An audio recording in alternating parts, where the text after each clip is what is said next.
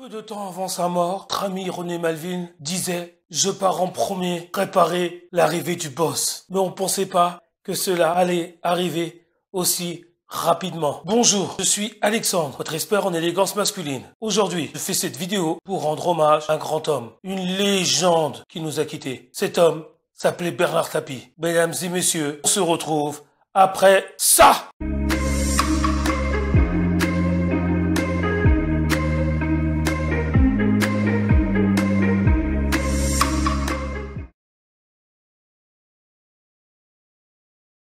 Pour commencer, j'adresse mes sincères condoléances et toute ma solidarité à son épouse, Dominique, à ses enfants, petits-enfants, à son arrière-petit-fils, à la communauté de l'Olympique de Marseille, à l'Olympique de Marseille, à tous les Marseillais, sans oublier les personnes qui appréciaient l'homme formidable qui était Bernard Tapie.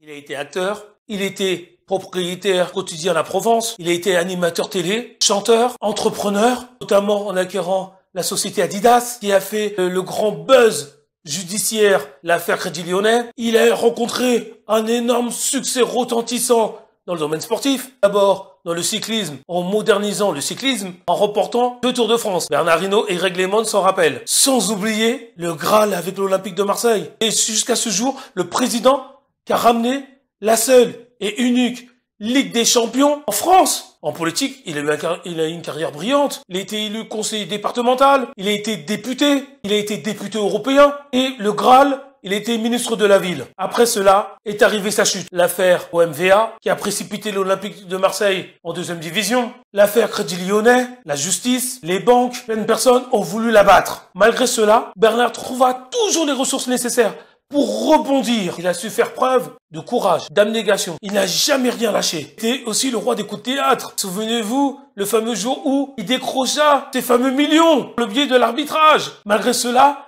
après, les gens voulaient encore l'abattre. Car Bernard souffrait de 2 cancers.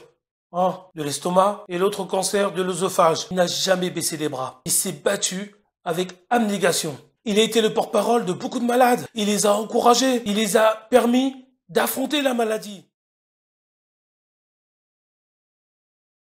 Bernard Tapie était un homme alpha par excellence, car il était authentique et vrai. S'il devait vous rentrer dedans, il vous rentrait dedans. Il mâchait pas ses mots. Il ne maniait pas la langue de bois. Il était franc. C'était un homme élégant. Il faisait attention à son image. C'était un homme qui vivait de ses passions. C'était un homme aussi qui n'hésitait pas à prendre des risques et assumer les conséquences. Combien de personnes de nos jours ont peur d'entreprendre car ils se disent « je fais faillite, ça peut aller mal pour moi ». Lui, il n'avait pas peur de ça. Il n'hésitait pas. En fait, Bernard, tout au long de sa vie, s'est toujours battu contre vents et marées.